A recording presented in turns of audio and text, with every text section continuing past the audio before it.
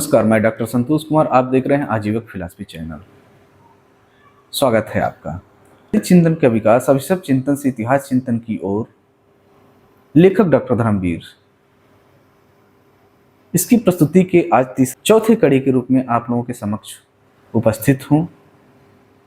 स्वतंत्र चिंतन की राहों की चौथी कड़ी के रूप में यह बात जो मैं आप लोगों के सम्मुख रख रहा हूँ, यह बेहद ही गंभीर विषय है।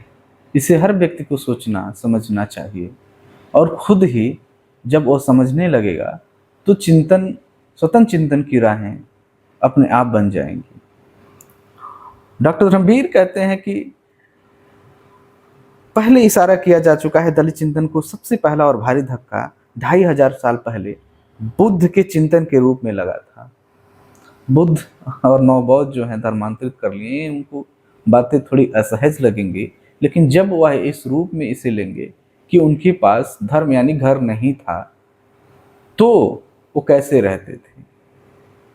धर्मांतरण कर लेने का मतलब है कि धर्म के किराए के घर अब उन्हें मिल गया है, लेकिन उस धर्म के वो मालिक तो नहीं हो सकते। मालिक होने के लिए अपने पुरखों का बनाया हुआ वह भले ही कमजोर, छोटा और ढहा हुआ ही जमीन हो, उसे तलाश करना चाहिए। उस पे अपनी ताकत, अपने खून पसीने से अपने लिए मजबूत महल बनाना चाहिए। तब उसके मालिक को खुद होंगे। धूप, छांव, गर्मी, हर आफत से वह घर उन्हें हिफाजत करेगा, वह उसमें खुश रहेंगे। स्वतंत्र चिंतन की राहें में आप इसी तरह की विचारधाराओं से वाकिफ होंगे। आप इस चैनल पे बने रहें, सपोर्ट करें। डॉक्टर धर्मवीर कहते हैं कि 2500 साल पहले बुद्ध के रूप में दलित कौम को एक बड़ा धक्का लगा था। यह धक्का क्यों लगा था? इसलिए लगा था कि उसमें दलितों के धर्मगुरु मक्खली गोसाल, जो आजीवक धर्म के संस्थापक थे, वो अपने कौम की हिफाजत के लिए लड़ रहे थे या उनका नेतृत्व कर रहे थे। लेकिन उस समय क्षत्रिय बुद्ध और महावीर के रूप में उनके सामने दो बड़े प्रतिद्वंदी थे। जैसे आज राजनीति में दलित राजनीति के सामने भाजपा और कांग्रेस बड़ी चुनौती बनी हुई है। आप लोगों को राजनीति की बातें तो समझ में आती हैं, लेकिन धर्म के मामले में आप लोग नतमस्तक हो जाते हैं। वो कौन सी कमजोर कड़ियां हैं जिसके सामने आप मजबूर हो जाते हैं? राजनीति से जरूरी है धार्मिक नेतृत्व अपने हाथों में लेना, क्योंकि चिंतन का विकास, दर्शन का विकास, साहित्य का विकास, राजनीतिक दर्शन का विकास वहीं से निकलता है। धर्म बहुत बड़ी ताकत होती है। दुनिया की सत्ताएं उसी से बनती और बिगड़ती हैं। इतिहास में आप देखेंगे तो साम्राज्य उसी के लिए बने बिगड़े हैं। लेकिन एक दलित है जो इसे नहीं समझना चाहता। जो समझते हैं उसे वे किराए के रूप में लेना चाहते हैं, जो कि बिल्कुल नकारात्मक चिंतन है। डॉक्टर धर्मवीर कहते हैं उस धक्के और धोखे से दलित चिंतन आज तक उभर नहीं सका है, बिल्कुल नहीं उभर सका है। आप देखिए समाज में बुद्ध को लेकर दलित समाज कितना आकंठ बना हुआ है, जो कि उनका अपना नहीं है। वो किराए के घर में इस रूप में रहना चाहते हैं कि वह उनका हो चुका है, लेकिन ये नहीं जानते हैं कि किराए का मालिक कोई, घर का मालिक कोई और होता है। वह जब चाहे उन्हें भगा सकता है। ये कैसे भगा सकता है? कहेंगे कि बौद्ध धर्म से हमें कोई कैसे निकाल सकता है? तो थोड़ा दिमाग लगा के आप सोचिए और महसूस करिए कि आप कहते हैं कि भारतीय संविधान डॉक्टर अम्बेडकर ने लिखा है। बौद्ध धर्म की ओर जाने के लिए डॉक्टर अम्बेडकर ने राह दिखाई है, लेकिन उसी संविधान में यह वर्णित है कि भारत में अल्पसंख्यक धर्म के रूप में 6 धर्म हैं, और उन 6 धर्मों में बौद्ध धर्म भी है।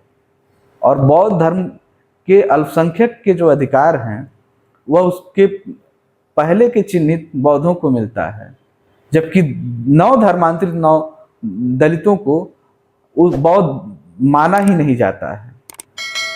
तो जो मालिक हैं बौद्ध धर्म के अल्पसंख्यक, वह तो अपने धर्म में खुश हैं, लेकिन किराए के रूप में जो सेवा कर रहे हैं बौद्ध धर्म का, वह तो उनको ना पहचान मिल पा रही है। पहचान तब मिलेगी जब उनका अपना घर होगा ना। अब इसको यदि समझ रहे हैं तो सकता है कि मेरी बातें आप लोगों को समझ में आए। डॉक्टर धर्मवीर इसे आगे बढ़ाते हुए कहते हैं कि उल्टे डॉक्टर अंबेडकर के रूप में वह इस धोखे में फंसता ही जा रहा है। जो मैं बातें आप लोगों को समझाया हूँ, इस दलदल से निकलने का उसके पास अभी कोई पक्का और मुकम्मल उपाय नहीं है। यह बातें जब डॉक्टर धर्मवीर लिख रहे थे वह 27 साल पहले की थी। उसके बाद उन्होंने उस चिंतन और दर्शन और धर्म को खोजा और उसे ऐतिहासिक रूप में विकसित भी किया। वह धर्म था आजीवक धर्म, और 2017 में उस धर्म को मुकम्मल आधार प्रदान करने के लिए उन्होंने एक पुस्तक लिखी, महान आजीवक कबीर रैदास गोसाल। उसमें आप देखेंगे कि वो धर्म की सारी बातें हैं। डॉक्टर धर्मवीर उस 27 वर्षों में आजीवक धर्म का धर्म ग्रंथ भी खोज लिए, दिशाचार नाम से जो था, और दलितों के लिए आजीवक धर्म ग्रंथ का मसौदा भी तैयार कर दिए, और उनके लिए पर्सनल कानून का भी मसौदा तैयार कर दिए। अब जरूरत है उसे समझने की और समझ के अपने बेहतर भविष्य के निर्माण करने की। असल फर्क वही है। राजकुमार बुद्ध, यह इसे आप आज के राजनीति के रूप में भी सेट करके देख सकते हैं। यह बेहद ही गंभीर बात है जो आगे 2 लाइन कही जा रही है। असल फर्क वही है। राजकुमार बुद्ध संघर्षशील दलित का प्रतिनिधित्व नहीं कर सकते थे। वास्तव में बुद्ध ने केवल अपनी लड़ाई लड़ी थी, और वो अभी ठीक तरह से नहीं लड़ी थी। उनका दलित की समस्या से कुछ लेना देना नहीं था। बुद्ध की समस्या एक साधन संपन्न व्यक्ति की समस्या थी। ऐसी समस्या का समाधान दलित के लिए किसी मतलब का नहीं हो सकता। अब राहुल गांधी की क्या पड़ी है कि वो दलितों की बेहतर के लिए काम करेंगे? क्या वह गरीब रहे हैं, जूता काटे हैं, मजदूरी किए हैं? लेकिन आप देखेंगे पिछले 1-2 वर्षों में उन्होंने जूता काटने का एक दिखावा किया, मजदूर के साथ कोयला ढोने का, कारीगर के साथ कुर्सी बनाने का। यह उनकी मजबूरी नहीं है, न उस जीवन की मजबूरी और संघर्ष से वो जूझे हैं। वो तो साधन संपन्न है, उनका परिवार एक समण ब्राह्मण समाज में परिवार में हुआ है। बुद्ध का भी इसी रूप में क्षत्रिय परिवार में हुआ था। वह गरीबी देखे नहीं थे, वो मजदूरी किए नहीं थे, तो वह दलितों का नेतृत्व कैसे कर सकते हैं? जैसे आज राहुल गांधी दलितों आदिवासियों का नेतृत्व कैसे कर सकते हैं? जो दलित समाज के लोग हैं वह अगर राहुल गांधी को अस्वीकार करते हैं तो बुद्ध को स्वीकार वो धर्म के रूप में कैसे कर सकते हैं? यह बेहद ही गंभीर मसला है। जब इस रूप में आप स्वतंत्र हो जाएंगे, धार्मिक और राजनीतिक रूप में, तब आप अपनी कौम की सोच पाएंगे, अपने लोगों की सुन पाएंगे, अपनी जड़ों से जुड़ पाएंगे। नुकसान यह हुआ है कि आज के दलित चिंतन ने बुद्ध के बहकावे में आकर अपने स्वतंत्र चिंतन की खोज करनी छोड़ रखी है। आज जो नवबौद्ध हैं बुद्ध वंदना करवा रहे हैं, घर घर बौद्ध भिक्षु बुला रहे हैं। इससे हुआ क्या है कि वह अपनी जड़ों से दूर हो गए हैं, स्वतंत्र चिंतन का विकास नहीं कर पा रहे हैं। वैसे भारत के मध्यकाल के इतिहास में दलितों में से कबीर एक बहुत मजबूत चिंतक हो चुके थे। रैदास भी उसी जोड़ के हैं। उन दोनों को मिलाकर एक नाम दिया जा सकता है। उनमें से एक जूते बनाने वाला चमार है तो दूसरा कपड़े बुनने वाला चमर जुलाहा है। लेकिन उनके धार्मिक आंदोलनों को कई नुकसान हुए हैं, क्योंकि वह मध्यकाल में भी अपने समाज का धार्मिक नेतृत्व ही कर रहे थे। कौन? सदगुरु रैदास और कबीर। वह आजीवक धर्म ही था, लेकिन वह दूसरे नाम से था। रैदास का अधिकांश साहित्य उपलब्ध नहीं है और कबीर का बीजक तक चोरी हुआ है। यह चोरी ब्राह्मणों ने की थी। जो बीजक उपलब्ध है उस पूरे को कबीर का नहीं कहा जा सकता, उसमें मिलावट की गई है। उधर कबीर से पहले जाते हैं तो एकलव्य और शंभुक संघर्षरत मिलते हैं। कबीर के बाद आते हैं तो फूले अंबेडकर संघर्षशील मिलते हैं। लेकिन यहाँ से वहाँ तक एक ही बात फैली हुई है। हाँ, धार्मिक दृष्टि से कबीर और अंबेडकर में एक अंतर है कि कबीर बुद्ध के बहकावे में नहीं आए थे, लेकिन दलित चिंतक बाबा साहब डॉक्टर अंबेडकर के योगदान को नकार कर नहीं आगे बढ़ सकता। उनके बौद्ध होने में दलितों को कोई शर्म महसूस करने की मजबूरी नहीं है। उल्टे वह कह सकता है कि दलित समाज बौद्ध धर्म का ऋणी नहीं, बल्कि बौद्ध धर्म दलित समाज का ऋणी है, क्योंकि दलितों ने 20वीं शताब्दी का अपने सबसे महान दलित चिंतक उसे दे दिया। दलित ने बौद्ध धर्म से कुछ लिया नहीं है, बल्कि उसे दिया ही दिया है। ऐतिहासिक चिंतन का एक मूल्यांकन है जिसे डॉक्टर धर्मवीर प्रस्तुत कर रहे हैं। आप लोगों को सोचना चाहिए और ये समझना चाहिए। आगे वह कह रहे हैं कि उधर जाति के बारे में इस देश में गलत फहमियां चल रही हैं। यह भी बेहद गंभीर विषय है। ये गलत फहमियां बुद्ध के समय से ही चली आ रही हैं। असल में यह समस्या बुद्ध के द्वारा छोड़ी गई समस्याएं ही हैं। उन्होंने इस समस्या का कोई समाधान नहीं दिया, जबकि यह उनकी जिम्मेदारी थी। वे इन समस्याओं से टकराने से बचकर चले गए। उन्होंने धर्म और दर्शन के क्षेत्र में सुकरात और ईसा वाला कठिन मार्ग अपनाकर राजकुमारों के सुभीते वाला रास्ता पकड़ा। बुद्ध सुकरात और ईसा की तरह के दुख नहीं उठा सकते थे। यह उनके स्वभाव में नहीं था। वे पेट को भूखा मारकर देख सकते थे, लेकिन खुद उनका पेट सुजाता की खीर से पहले छका हुआ था। वे सच में सुकरात की तरह गरीब नहीं थे, लेकिन गरीबी उन्होंने ओढ़ कर देखनी चाहिए थी, जो बिहारों के धन धान में बदल गई थी। यह बिल्कुल वैसा ही नाटक और छद्म था जैसा इस शताब्दी में उद्योगपति बिरला के आश्रम में गांधी जी ने कोट पैंट उतार कर घुटनों तक धोती पहनकर किया था। आप तुलना करके देखिए। गांधी भी दलितों का नेतृत्व करने का दावा पेश कर रहे थे, और बुद्ध भी दलित नहीं थे, गांधी भी दलित नहीं थे। दोनों गैर दलित थे, दोनों अमीर थे, दोनों गरीबी को महसूस करना चाहता, लेकिन गरीब नहीं थे, गुलाम नहीं थे, मजदूर नहीं थे। बुद्ध ईसा की तरह कुमारी मरियम से पैदा नहीं थे, जिन्होंने परमात्मा को अपने पिता के रूप में खोजा था। खैर, बात यह है कि पिछले 3000 सालों से इस देश में शोर मच रहा है कि जात मिटाई जाएगी। सच यह है कि यह आज तक नहीं मिटी है।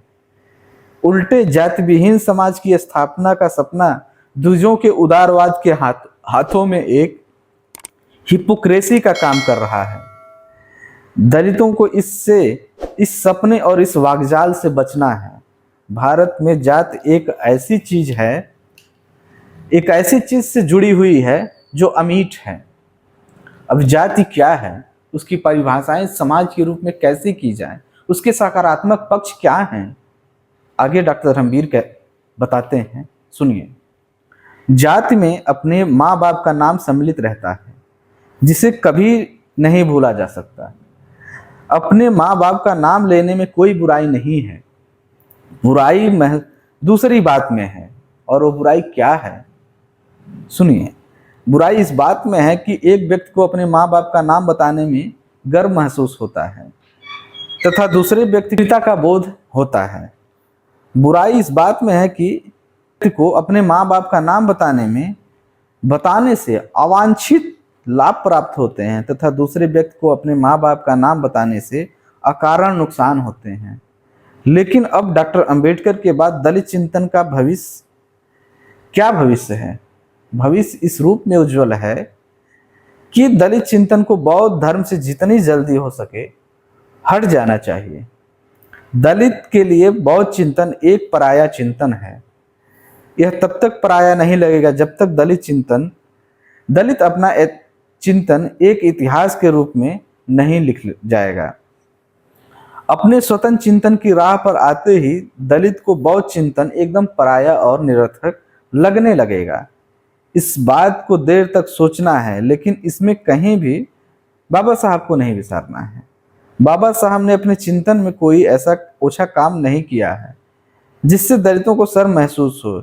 यही चिंतन के इतिहास के ज्ञान का फायदा होना है। दूसरी तरफ यह अन्यथा भी उचित है कि दलित अपनी समस्या से खुद दलित के रूप में जूझता क्यों नहीं है। वह विभिन्न धर्मांतरों के द्वारा अपनी विशिष्ट पहचान खोता हुआ छुपता क्यों है। यह बेहद ही गंभीर विषय है। बाबा साहब एक व्यक्ति थे, कोई भगवान नहीं थे, और व्यक्तियों से गलतियां हो ही जाती हैं। ऐतिहासिक मूल्यांकन में पूना पैक्ट और धर्मांतरण दलित कौम के लिए कोई लाभदायक चीजें नहीं थी और इसका नुकसान ही हुआ है। अब यह नुकसान हुआ है तो कोई जरूरी नहीं कि उसको लेके हम आगे बढ़ते रहें, उसे छोड़कर हमें नई रणनीति अपनानी चाहिए। और रणनीति क्या है? हम धर्मांतरण नहीं करेंगे, अपनी परंपरा, अपनी जड़ों से जुड़ेंगे, अपने आजीवक धर्म के साथ हम मजबूत होंगे और इस मजबूती से हम अपने विरोधियों का सामना करेंगे। आगे कहते हैं, धर्मांतरणों के द्वारा अपनी विशिष्ट पहचान खोता हुआ छुपता क्यों है? उसे चुनौती मिलने पर चुनौती के सामने आना चाहिए। सिंह पुरुष ऐसा ही किया करते हैं, लेकिन दलित व्यक्ति चिंतन के क्षेत्र में विवशता और अपाहिजगिरी क्यों दिखाता है? प्रकृति की ओर से दिया गया उसके पास कौन सा वरदान नहीं है? आंख, कान, नाक में से कौन सी इंद्रिय उसके पास नहीं है? यह कब लंगड़ा और लूला पैदा हुआ है? यह बेहद ही गंभीर और दार्शनिक विषय है, जिसको इसका सामाजिक परिप्रेक्ष्य भी है। परमात्मा ने अपनी कौन सी नेमत से उस पर नहीं बरसाई है? उसे अपने जन्म से शिकायत क्यों है? यह दार्शनिक बात है, इसके आयाम दूसरे हैं। यदि वो अपने जन्म पे दुखी होता है तो ये उसका स्वाभाविक विकास नहीं है, वो बुद्ध के बहकावे में आया है। क्योंकि बुद्ध जो दुख गिनाए हैं, उन दुख में जन्म को भी दुख का कारण माना गया है इंसान के। वह धरती पर अपने जन्म लेने को त्योहार की तरह क्यों नहीं मनाता है? वह अपनी मुस्कान को ब्राह्मण के होने न होने से क्यों जोड़ता है? उसका सब कुछ दूसरों पर क्यों निर्भर है? इस सब के लिए वह खुद कहाँ गायब है? उसने कैसा मान लिया है कि यह खुद खुश तब होगा जब दूसरे उसे खुश रहने देंगे? वह दूसरों से अपनी खुशी छीनता क्यों नहीं है? यह युद्ध का ललकार है, यही स्वतंत्र चिंतन की राह है। नमस्कार।